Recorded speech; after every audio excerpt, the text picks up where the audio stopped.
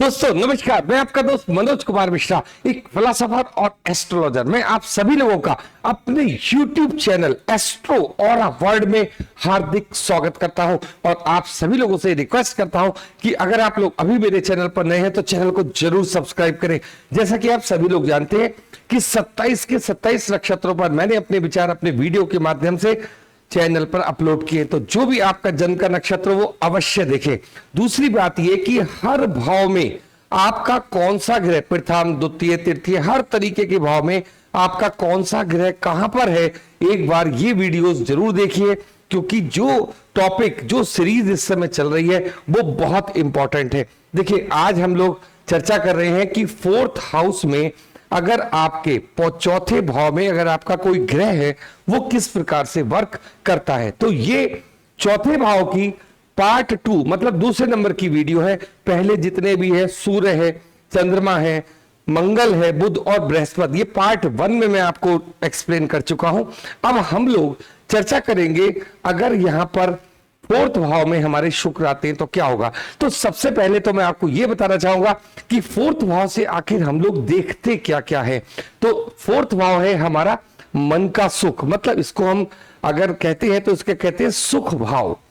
ये हमारी माता का भाव भी है, ये हमारे वाहन का, गाड़ी का, इस तरीके के जो हमारे भौतिक सुख है, इन सब का कारक कौन सा है? फोर्थ हाउस है। अगर हम ये देखते हैं कि हम घर में शांत रहेंगे या हम बाहर जाएंगे, इस तरीके की बातचीत भी अगर हमें देखनी है तो कहेगा फोर्थ हाउस को हम लोग कंसिडर करते हैं। तो इस प्रकार से अगर भौतिक सुखों को हमें देखना है तो हम कहां जाएंगे? अपने फोर्थ हाउस में जाएंगे। अच्छा, चलिए अब बात करते हैं कि जब शुक्रदेव महाराज यहां पर आते हैं तो क्या होता है। देखिए दोस्तों, मैं आपसे बात कर रहा हूं इस समय केवल भाव की, और भाव क्या है इस समय? Fourth house. यहां पर ना किसी लग्न की बात हो रही है और ना किसी राशि की बात हो रही है। इसका मतलब क्या है? इसका मतलब यह है कि जो भी ग्रह हमारा जिस भाव में होता है, सबसे पहले हमें उसकी ऊर्जा को पकड़ना होता है कि ये इस भाव में बैठकर पॉजिटिव है, नेगेटिव है, या फिर हमें किस प्रकार की ऊर्जा दे रहा है। इसका मतलब क्या हुआ? जिससे हम उस ऊर्जा का अपने लिए अच्छे से इस्तेमाल कर सके। ये है इसका मेन, इस पूरी सीरीज का मेन मकसद यही है कि आप लोगों के समक्ष आपके जो ग्रह हैं वो किस प्रकार से वर्क कर रहे हैं उसे देखना। शुक्र जब यहां पर आते हैं तो देखिए, शुक्र का संबंध किस चीज से है? शुक्र का संबंध होता है हमारे भौतिक सुख साधनों से। आए किसके घर पे? कारक कौन है इसका? कारक है चंद्रमा। तो ये स्त्री ग्रह है और चंद्रमा भी स्त्री ग्रह है। तो कहने का मतलब यह है कि यहां पर दोनों एक दूसरे के अपोजिट है। जैसे सास और बहू अपोजिट नहीं होते, मतलब वैचारिक मतभेद दोनों में होता है थोड़ा थोड़ा। अगर आप ये देखोगे कि जब शुक्र आएंगे, देखिए शुक्र जब यहां पर आएंगे तो आपसे क्या बोलेंगे? आपके भौतिक सुख साधनों में ये वृद्धि करने का ग्रह आपके पास आ गया है। तो भौतिक सुख साधनों में वृद्धि करेगा, मौज मस्ती में रखेगा, क्योंकि ये हाउस किस चीज का है? मन का हाउस है। तो हर समय आपका जो मन होगा वो किस प्रकार का होगा? शुक्र के विचारधारा वाला मन होगा। तो आप लोग क्या करेंगे? अगर आपके पास कोई गाड़ी मान लीजिए है, तो उसको अगर आपको नई खरीदने जाना है, मतलब उसे 2-3 साल हो गए, तो आप जब नई खरीदोगे तो जस्ट डबल अच्छी वाली खरीदोगे। मान लीजिए 10 लाख वाली गाड़ी आप मेंटेन करते हैं तो अगली बार खरीदोगे तो 20 लाख वाली खरीदोगे। और अगर अभी आपके पास कोई भी गाड़ी नहीं है और आप पहली बार गाड़ी खरीदने जा रहे हैं तो क्या करोगे? आपका जो स्टैंडर्ड होगा उससे जस्ट डबल वाले पर हाथ रखते हैं शुक्रदेव महाराज। और चंद्रमा क्या है? चंद्रमा है कैश फ्लो। हम जब भी देखते हैं तो किसको देखते हैं? अगर हमारे पास कैश कितना रहेगा, क्या रहेगा, वो चंद्रमा से देखते हैं। अब चंद्रमा के घर में शुक्र आए हैं तो कैश का तो आप समझ लीजिए कि बिल्कुल ये कर देते हैं, क्या खर्च करा देते हैं। और क्रेडिट कार्ड जितने भी लोग अधिकतर यूज करते हैं, देखिए क्रेडिट कार्ड का मतलब क्या है? शुक्र के पास मान लीजिए आपके पास 10 लाख रुपए है गाड़ी के नाम पर, अब वहां उनको 10 लाख की, 8 लाख की, 7 लाख की कोई गाड़ी समझ में आएगी ही नहीं। अब जब ये जाते हैं, ऐसे जातक जब जाते हैं कोई ब्रांडेड चीज खरीदने के लिए, तो इनका बजट 15 लाख 16 लाख इस तरीके का हो जाता है। अब जो ये बाकी फंड है, मतलब देखिए जो आपके पास था वो तो खर्च करा ही दिया, लेकिन बाकी का क्या करा उन्होंने, उधार, आप चाहे आप बैंक से लोन कराएं या क्रेडिट कार्ड का यूज करें, तो इस तरीके से यहां पर शुक्र की पोजीशन होती है। मतलब अगर आपकी जेब में कुछ कम पैसा भी है लेकिन ये अपने शौक मेंटेन रखते हैं, मतलब इनका जो लाइफ स्टाइल होता है वो हाई क्लास का होता है, तो यहां पर शुक्र आपको हर प्रकार के वैभव दे रहा है और मन का सुकून दे रहा है, लेकिन साथ में ही चंद्रमा को नुकसान पहुंचाता है। मतलब जिस तरीके से मान लीजिए अभी तक अगर मैं आपको रिलेशन वाइज समझाऊं तो सास और बहू, पहले क्या है, सास का पूरा होल्ड रहता है अपने घर में, लेकिन जैसी बहू आ जाती है तो वो सारा घर किस तरीके से देखती है, अपने हिसाब से मेंटेन करना शुरू कर देते हैं। उसी प्रकार से यह शुक्र की प्रवृत्ति आप लोग मान के चलिए कि ये अपने हिसाब से अपने स्टैंडर्ड से जीवन यापन करते हैं। इनके पास चाहे कम पैसा भी हो लेकिन खर्च इनके ज्यादा होते हैं। तो क्या होगा कि इनके पास पैसे को बचत करने की जो संभावना है वो थोड़ी वीक हो जाती है, कमजोर हो जाती है। क्यों हो जाती है? क्योंकि शुक्र को तो चाहिए वैभव, खर्चा, सुंदर से सुंदर चीजें खरीदना, ये सारा चीज है शुक्र करते हैं। तो ऐसे लोगों के लिए मैं कभी भी बात करता हूं कि अगर आपके शुक्र 4th हाउस में तो इनको इन्वेस्टमेंट कहां करना चाहिए। देखिए ये अच्छे इंटीरियर डेकोरेटर हो सकते हैं। मतलब आप अगर शुक्र से संबंधित चीजों का वर्क करते हैं तो इनके पास पैसा बहुत अच्छा आता है। ये क्या करते हैं कि यहां पर शुक्र की दृष्टि कहां जा रही है? आपके 10th हाउस में जा रही है। तो जब 10th हाउस में शुक्र की दृष्टि जा रही है तो ये जहां भी काम करते हैं उसको भी बहुत सुंदर डेकोरेट करते हैं। अगर ये घर पर बैठ के भी काम करते हैं तो आप देखिए कि इनका जो रूम होगा या इनका जो ऑफिस होगा वो वेल मेंटेन्ड होगा। तो ये है यहां शुक्र की बात। अब इनके पास पैसे की कमी हर समय रहती है, क्योंकि देखिए अंदर का हाल तो इनको मालूम है कि भाई हम जितना भी पंप एंड शो कर ले, लेकिन हमें ये तो पता है कि हमारे पास कितना कर्जा है। तो यहां पर शुक्र थोड़ा सा क्या करता है, आपका लोन वाला डिपार्टमेंट का आपको हाई लेवल पर लोन आप ले लेते हो, उसके बाद उसकी ईएमआई भरते रहते हो। तो यहां पर इस तरीके का शुक्र क्यों किसको कमजोर करता है? वो चंद्रमा को कमजोर करता है। तो अब आपका जो माइंड होगा, जब आप ज्यादा लोन ले लोगे तो क्या होगा, थोड़ा डिस्टर्ब रहना शुरू हो जाएगा। इसलिए जब भी आप कभी अपनी कुंडली में या अपने बच्चों की कुंडली में शुक्र देखो तो सबसे पहले उनको पैसे का ज्ञान कराइए। मतलब आर्थिक एजुकेशन जिसकी मैं बात करता हूं कि अगर व्यक्ति से थोड़ा सा भी बचत का बात, मतलब इन्वेस्टमेंट करनी आती है, अब शुक्र है यहां पर, तो वो क्या इनके लिए किस टाइप की इन्वेस्टमेंट हो? इनके लिए चाहे छोटी इन्वेस्टमेंट हो, 1000 रुपए महीने की भी इन्वेस्टमेंट हो, लेकिन ऐसी इन्वेस्टमेंट हो कि ये लोग आसानी से वहां से पैसा ना निकाल पाए। आप मेरी बात समझिए। इनके साथ क्या होता है, कोई भी प्रोजेक्ट ये देखेंगे इनको पसंद आएगा, ये तुरंत खरीदेंगे।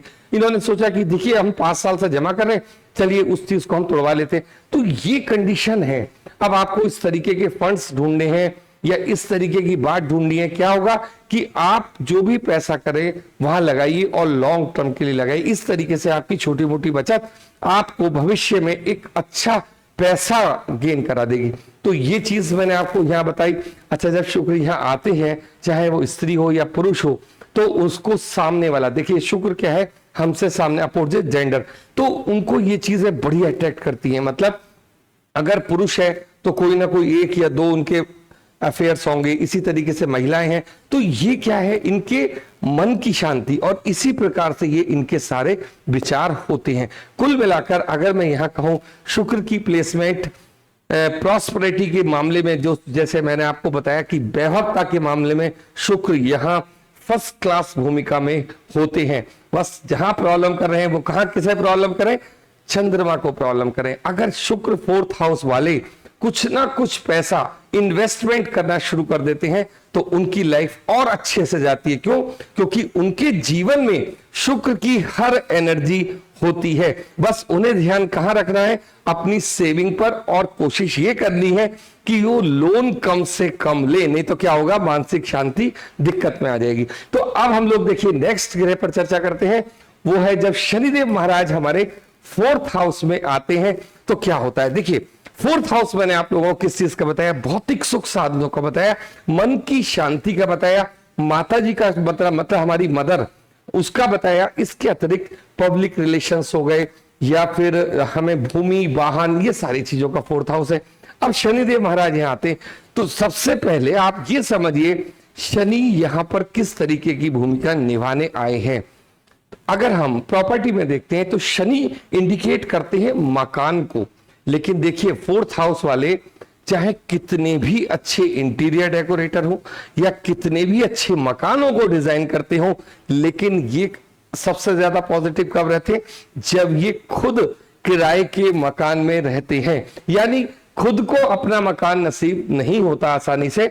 जब शनि फोर्थ हाउस में आते हैं तो इन लोगों को ये बोला जाता है कि आप लोग आगे कैसे बढ़ोगे, जीवन में आगे बढ़ेंगे जब आप किराए के मकान में रहेंगे और आप दूसरों के लिए चाहे कितने से अच्छे से अच्छे डिजाइनदार मकान डिजाइन कर दीजिए, वो आपके लिए बहुत अच्छा है। देखिए ये बहुत अच्छे इंटीरियर डेकोरेटर होते हैं, इनके द्वारा बनाया गया कोई भी मकान, मतलब कुल मिला के अगर हम वास्तु को देखते हैं तो वो हमारा फोर्थ हाउस से रिप्रेजेंट होता है। देखिए ज्योतिष की भी कई सारी ब्रांचेस होती हैं, तो अगर किसी भी व्यक्ति का शनि फोर्थ हाउस में है तो उसके वो किस तरह फोकस करे, वो वास्तु के ऊपर फोकस करे, वास्तु को अपनी लाइन बनाए, उसके बारे में समझे, तो क्या होगा कि शनि फोर्थ हाउस वाले एक अच्छे वास्तुकार बन सकते हैं। इनके पास एक गॉड गिफ्टेड शक्ति होती है, वो क्या, किसी भी चीज को, कोई चीज कहां रखी है, कैसे रखनी है, किस डायरेक्शन में रखनी है, ये सारी चीजें ये बहुत अच्छे से जानते हैं। आपका पिलर कहां खड़ा होगा, आपका लेंटर किस प्रकार से पड़ेगा, आपका मकान देखने में कितना सुंदर लगेगा, उसे हम बाहर से देखें तो कैसा लगेगा, अंदर से किस तरीके का आपका इंटीरियर है, कोई चीज कहां रखनी है, किस तरीके से व्यवस्थित करनी है, ये सब शनि फोर्थ हाउस वाले आपको बिल्कुल इसका नक्शा कॉपी पेन पे बना के दे देंगे। और अगर आप इनसे कहोगे कि आप हमारे साथ वर्क करो या कुछ काम करो, तो ये आपके साथ वर्क आसानी से नहीं करेंगे। ये भी चीज मैं आपको यह बताऊंगा। ये एक, या तो आप इनको जॉब पर रखिए, ये तो एक तरीका है, या फिर ये जिस चीज से भी जुड़े होते हैं, देखिए इनके पास थोड़ा सा आप ये देखिए, ये अच्छी जॉब में होंगे, अच्छे बिजनेस में होंगे, पैसे की इनके पास कमी नहीं होगी, लेकिन इनके खर्चे ज्यादा होंगे और जो भी कुछ कमाते हैं थोड़ा लमसम आप अगर इसे देखोगे तो हिसाब किताब बराबर होगा। उसका पीछे रीजन क्या है, क्योंकि शनि आए हैं किसके हाउस में, चंद्रमा के हाउस में, और चंद्रमा क्या चीज है, कैश फ्लो। तो कैश इन हैंड इन लोगों को क्या होगा, थोड़ा कम महसूस होगा, लेकिन ये अच्छे लोग होते हैं। अच्छे लोग का मतलब लाइफ को एंजॉय करने वाले लोग होते हैं, लेकिन हर समय कोई ना कोई टेंशन, हर समय कोई ना कोई विचार इनके मन में चलता रहता है। क्यों, क्योंकि मन का हाउस है, मन के सुख के हाउस में जब शनि जैसे ग्रह बैठेंगे तो क्या है कि व्यक्ति डिप्रेशन में भी जा सकता है। इसलिए इनकी सबसे अच्छी रेमेडी क्या होती है, ये कहीं ना कहीं किसी को अपना दोस्त बनाए, गुरु बनाए, मेंटोर, मतलब अपने मन की बात ये कहीं से किसी से कहते रहें या किसी के मन की बात ये सुने और उस केस को सॉल्व करें। तो ये यहां पर शनि की भूमिका है। अब यहां पर बैठा हुआ शनि, आप कहोगे इन्वेस्टमेंट कहां करें। देखिए सबसे पहले तो इनके पास इन्वेस्ट करने के लिए जो पैसा आपको लगेगा कि हाँ अब से आया, तो आप ये देखिए, आप अपनी कुंडली में चेक करके देखिएगा कि 50 या 52 साल के बाद इनके पास जो इनकी इनकम होती है वो स्टेबल इनकम आनी शुरू होती है। उसके बाद ये लोग इन्वेस्टमेंट प्लान की तरफ जाते हैं और धीरे धीरे इतने आगे बढ़ जाते हैं कि जैसे कि बहुत सारे लोग कहते हैं ना कि रिटायरमेंट के बाद आपको क्या मिलेगा, नहीं, ये 10 साल में ही सारी चीजें गेन कर लेते हैं जितनी इनको आवश्यकता होती है। तो यहां आपको कभी ये नहीं सोचना कि मेरे पास पैसा कम है, मैं क्या करूंगा या क्या करूंगी। देखिए शनि फोर्थ हाउस में आने के बाद मेंटल पीस तो बिल्कुल कम कर देता है, ये बात मानिए। इन लोगों को खुश रहना पड़ता है, इन लोगों को खुश रहना पड़ता है, तब ये लोग सुखी होते हैं। अच्छे अच्छे मकान बनाते हैं, लेकिन खुद क्या बोला जाएगा इनसे कि आप किराए के मकान में रहिए। क्यों रहिए, क्योंकि आपको अभी यहां मकान नहीं बनाना है, इन्वेस्टमेंट नहीं करनी है। तो ये है शनि फोर्थ हाउस में जब आते हैं तो किस तरीके से काम करते हैं। कि शनि की दृष्टि देखते हैं तो हमारी कहां जाती है, हमारी ये शनि की दृष्टि आती है 7th हाउस, 10th हाउस को ये देखते हैं। तो ये सारी चीजें मैंने आपको बताई, 1 2 3 ये दृष्टि रोग ऋण शत्रु वाले में, और 10th 7 8 9 10 यहां तक आती है। तो ये सारा कुछ अगर आप देखते हो कुल मिलाकर शनि की दृष्टियों को, या शनि यहां पर किस प्रकार से काम करते हैं, तो ये प्लेसमेंट ज्यादा ना अच्छा है और ना ही ज्यादा बुरा है। क्यों, क्योंकि इनका जो भाग्योदय होता है ये आफ्टर 51, मतलब आफ्टर 51 के बाद ये लोग जहां भी इन्वेस्ट करना शुरू करते हैं तो काम अच्छा होता है। दूसरी बात, एक चीज मैं आपको और बताना भूल गया कि अगर ये मान लीजिए वास्तु वाले चीजों में आते हैं, मतलब मकान को डिजाइन करने के लिए या मकान बनाने के लिए, तो इनके बनाए हुए मकानों की डिमांड बहुत ज्यादा रहती है। मतलब मैं आपसे ये कहना चाहता हूं कि शनि रिप्रेजेंट करते हैं मकान को। अगर आपका कोई भी मन इस प्रकार का है तो क्या है कि आप कोई प्रॉपर्टी नहीं, लैंड नहीं, मतलब मकान खरीदिए, उसको डेकोरेट कीजिए और उसके बाद उसको सेल कर दीजिए। मतलब ये आपको यहाँ एक अच्छा प्रॉफिट दिलाएंगे इस चीज से। तो नेक्स्ट हम लोग बात करेंगे कि जब राहु हमारे 4th हाउस में आते हैं तो क्या करते हैं। देखिए पहली बात तो ये, मानसिक सुख साधनों के, मानसिक सुख वाले हाउस में राहु का आना मतलब एक ऐसे ग्रह का आना जिसके पास विचार ही विचार है, सोचते ही रहता है। 4th हाउस में आने के बाद राहु के अंदर एक अजीब गरीब ऊर्जा होती है। किस प्रकार की ऊर्जा होती है कि जहां भी आप रहते हो आपको एकदम बताएगा कि ये किस मकान में आप रह रहे हो, इससे अच्छे में जाइए, लैंड खरीदिए, इस तरीके के सपने दिखाना शुरू कर देता है। मैं आपको यह बताना चाहता हूं कि जब भी हम किसी भी चीज का, किसी भी ग्रह को देखते हैं तो उसकी एनर्जी को पकड़ना आप लोग शुरू कीजिए। देखिए 2 तरीके की एनर्जी यहां पर राहु देते हैं। एक तो राहु जो भी आपसे कहते हैं उसको आप एकदम मत मानिए, उसको थोड़ा सा विचार कीजिए, उसके बाद आगे बढ़िए। राहु आपको दोनों तरीके के विचार देंगे, एक अच्छा भी लगेगा, एक बुरा भी लगेगा। मतलब एक तरीके का भ्रम जाल जिसे कहते हैं, इसको हम लोग राहु मानते हैं। लेकिन एक बात मैं आपको बताना चाहूंगा कि राहु 4th हाउस में जब आते हैं तो माता की थोड़ी हेल्थ में दिक्कत करते हैं, बिल्कुल सही बात है। इसके अलावा जिस मकान में आप रह रहे हो उसको बड़ा करने की कोशिश करेंगे, बड़ी बड़ी लैंड, क्योंकि 4th हाउस किस चीज का है, भूमि का है, मकान का है। तो राहु आपसे कहेंगे अरे साहब किस तरीके की आप जिंदगी जी रहे हो, इससे बड़े मकान में जाइए, एक सुंदर मकान में जाइए। अगर आपके पास 2 मकान है तो उसको कहेगा उसको आप किराए पर उठाइए, 3 मकान है तो कहेगा इसको बेच दीजिए, इससे पैसे अर्न कीजिए और इसकी जगह ये खरीदिए। तो इस तरीके के ऑप्शंस आप लोगों के सामने आते रहते हैं जब राहु 4th हाउस में आप लोग लेकर आते हो, व्यक्ति को दूर ले जाता है। देखिए शनि, जब मेरे को एक बात ध्यान नहीं रही कि जब शनि हमारा 4th हाउस में आता है तो व्यक्ति घर से जितना ज्यादा दूर रहेगा उतना ज्यादा बढ़िया। इसी प्रकार से राहु 4th हाउस में जब आते हैं तो व्यक्ति को घर में ही रहकर, घर में ही, जैसे मान लीजिए घर में रहते हैं, ये यहाँ क्या करेंगे, घर में ही रह के सारे वर्क करना शुरू करा देंगे। जहां शनि वालों से बोला जाता है कि आप लोग घर से, जहां पर आपका जन्म हुआ है वहां से आप जितनी ज्यादा दूर रहोगे उतनी ज्यादा तरक्की करोगे। जब राहु 4th हाउस में किसी के व्यक्ति के पास में होते हैं तो राहु घर से ही ऐसे ऐसे काम करना शुरू कर देते हैं कि जो आप देखते रहो, घर को ऑफिस बना सकते हैं, किसी भी प्रकार की चीजें। देखिए राहु यहां जब आते हैं तो आपका सुख और शांति, मतलब मानसिक सुख शांति में कमी करते हैं। पहली बात तो आप ये मान लीजिए, आप बड़ी से बड़ी डील कर लीजिए, एक अच्छे से अच्छी डीलिंग कर लीजिए। जो आपका कभी किसी समय में सपना था कि मुझे ये चीज खरीदनी है, मुझे ये घर खरीदना है, मुझे ये जमीन खरीदनी है, ठीक है, कोशिश करेंगे, आप पूरी तरीके से कोशिश करेंगे, राहु आपको खरीदवा भी देगा। लेकिन उसके बाद आपकी जो फीलिंग होगी ना वो ये होगी, बस ठीक है, बढ़िया है, मतलब बहुत नाइस फीलिंग आपको नहीं आई। क्यों नहीं आएगी?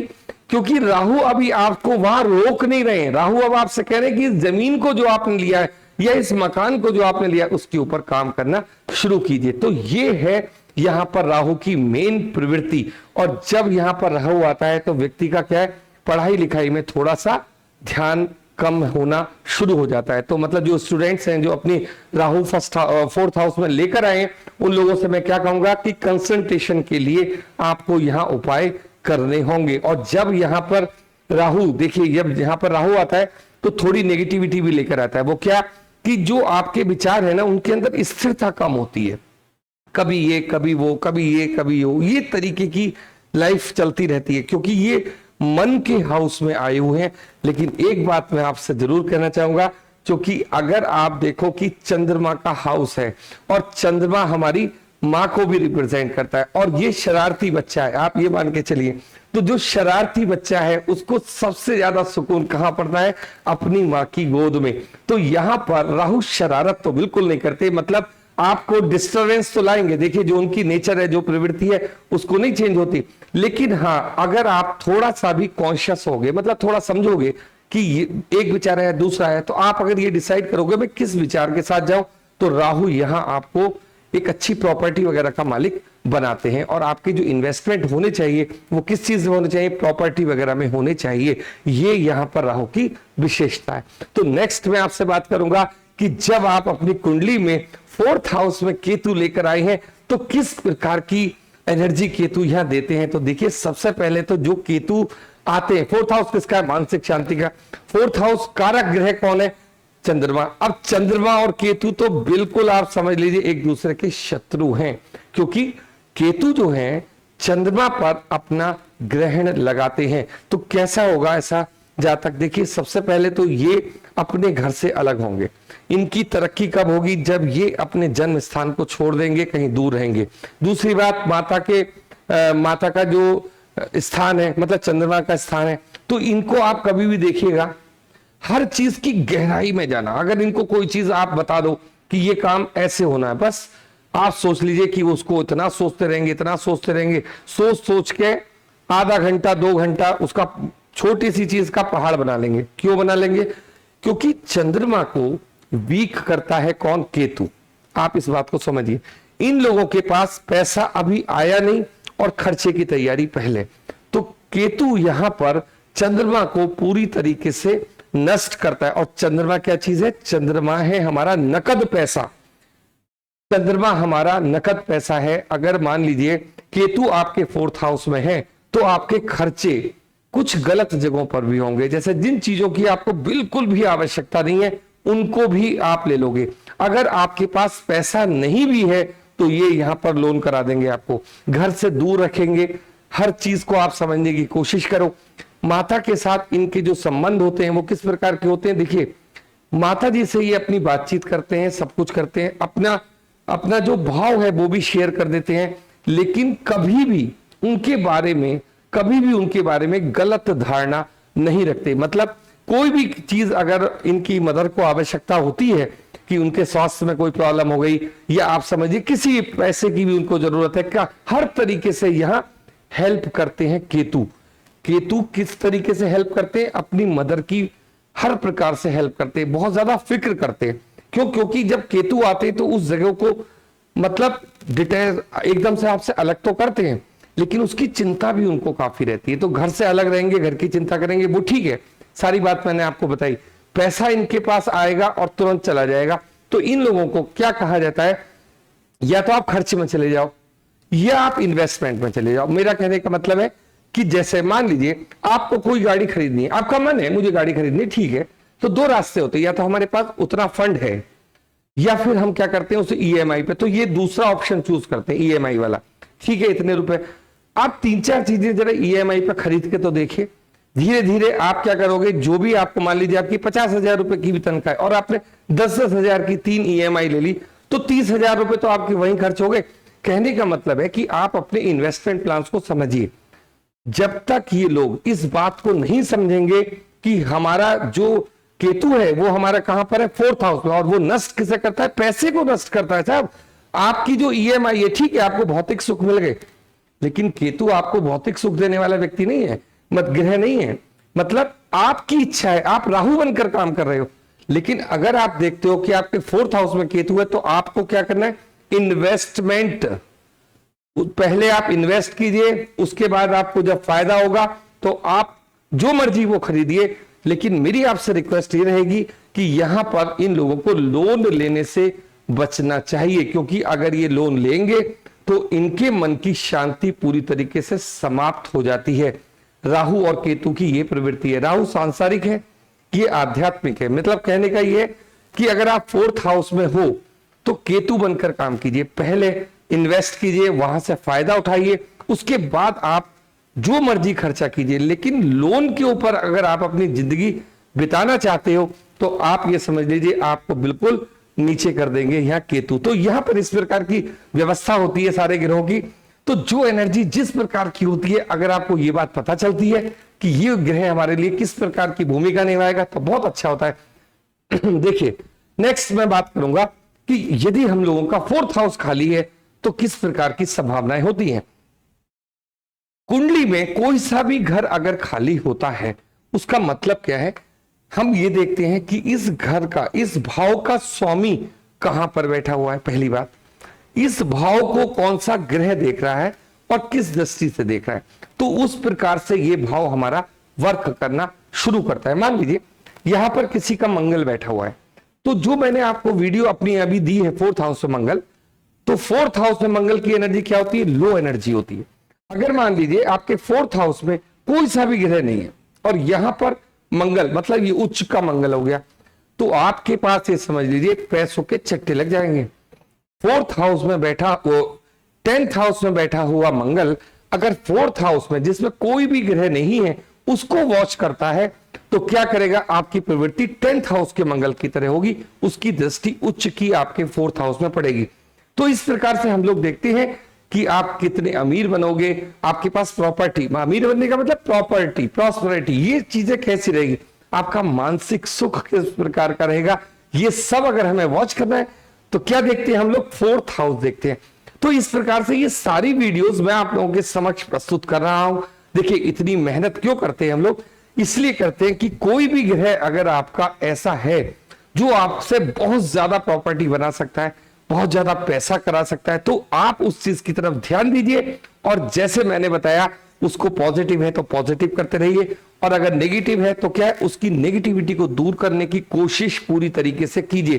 क्योंकि मैं आप लोगों के समक्ष दोनों पक्ष रखता हूं, क्यों रखता हूं, जिससे आप अपनी लाइफ में आगे बढ़ते चले जाइए। मेरा उद्देश्य सब लोगों को अमीर बनाना है, ये नहीं हो कि पता चला कि साहब हम ऐसा ही जीवन जीते रहे।